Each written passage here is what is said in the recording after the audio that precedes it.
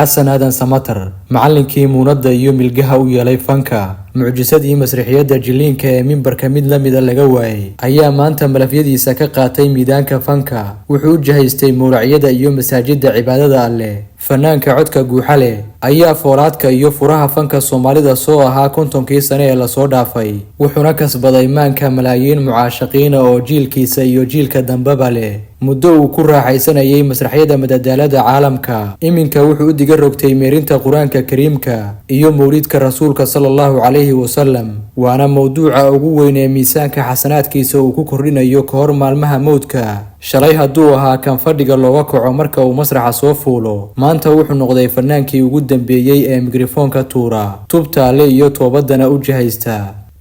duruufo dhaqaale ma ku daashadeen mase doonaysaa inaad degdeg lacag u tabcato haddaba waa muhiim inaad la xiriirto manager Fawziya oo ka mid ah shirkadda caalamiga ee Forever Living ka wacwaysam nambarka shaashada kaaga muuqda xasan aadan samatar waa fanaankii ugu caansanaa looguna jeclaa fanaaniinta Soomaaliyeed sanadii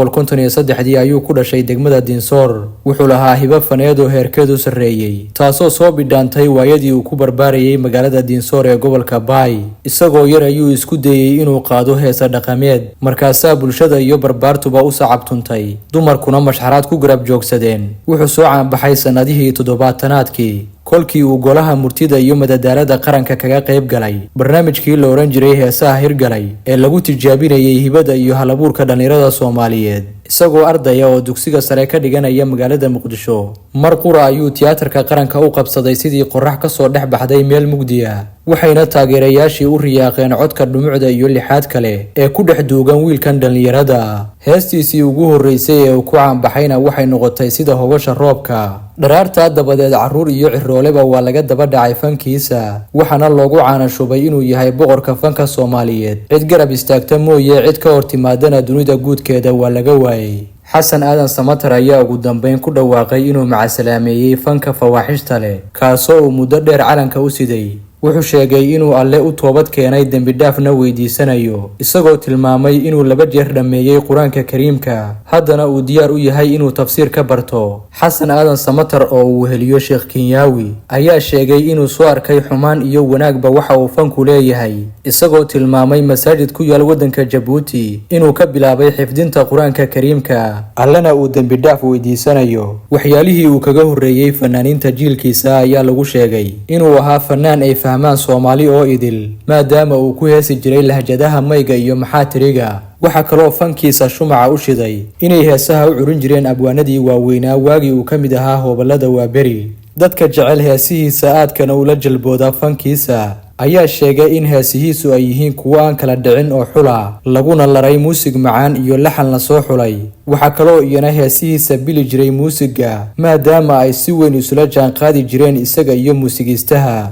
xasan heesaha wadaniga oo kaliya caan kuma ahayn heesihiisa jaceelka iyo beerlaxawsiga ku saabsan ayay barbaartii jiilkiisa aad uga daba dhaceen wuxuuna ahaa nin dhalinta fankiisa ku gubaabiya dhiirigeliya haweenkana ammaan iyo faan badan heesaha haasawaha ugu duur xula bariisamaadkii wuxuu ahaa kan loogu jecel yahay hoobalada waaberi oo xilliga hoggaan u ahaa fanka Soomaalida wuxuuna heesa la qaaday hoobalo dhowra kamid ahaayeen Xaliima Khaliif Magool Hibab Maxamed Hudoon Hibanuura Khadra Daahir Shamis Cabdi Maandeeq Seenab Cabdi iyo kuwa kale oo xilliga caan ahaa marka laga tago codkiisa hodanka soo bixitaankiisa waxa loo sababeeyaa inuu lahaa abwaano suugaanta ku xeel dheer kuwaasoo u sameyn jiray heeso noocooda in la alifay adag tahay waxaana abwaanintii waaweynaa ee heesaha u sameeyay kamid ahaa Allah u raxmaday Maxamed Ibrahim Hadraawi abwaan Sahal Macalin Ciise abwaan Cabdi Cali Weyd abwaan Maxamed Ciise Ilka Case iyo abwaan Sangub heesihiisana kuwooda ugu caansan waxa kamid ah heesta Isha Baydhabo heesta Beledweyn heesta Hakaba Banaanshe heesta Indhakuul qarad iyo qaar kaloo badan ma ka mid tahay qurba joogta Soomaaliyeed ma u baahan tahay fursad ganacsi oo adduunka meel walba aad uga shaqaysan karto ma ku nooshahay wadamada Mareykanka Canada iyo Yurub ma tahay hooyo raadinaysa inay samayso dhaqaale dheeriya xamaal ma ku daashay waxaan ku haynaa nidaam ganacsi oo guuleystay oo aad ka mid noqon karto fadlan haddii aad ku nooshahay wadamada aan horey u soo sheegnay shuruudahana aad buuxin karto nala soo xiriir waa inaad tahay qof positive ah lehna go'aan adag waa inaad ku nooshahay wadamada aan soo sheegnay waa inaad tahay qof bulshaawi ah kuna wanaagsan dhexgalka dadka ah waa inaad diyaar u tahay inaad ku bilowdo ganacsiga dhaqaale aad u kooban. Haddaba isqoridda iyo isdiiwaangelintu waa ay socotaa, waxaana diyaar ku ah Manager Fawziya oo in muddo ah hawshan uga faa'iideynaysay walaalo badan oo ku nool Waqooyi Ameerika iyo guud ahaan caalamka. Haddaba kala xiriir WhatsApp nambarka shaashada kaaga muuqda.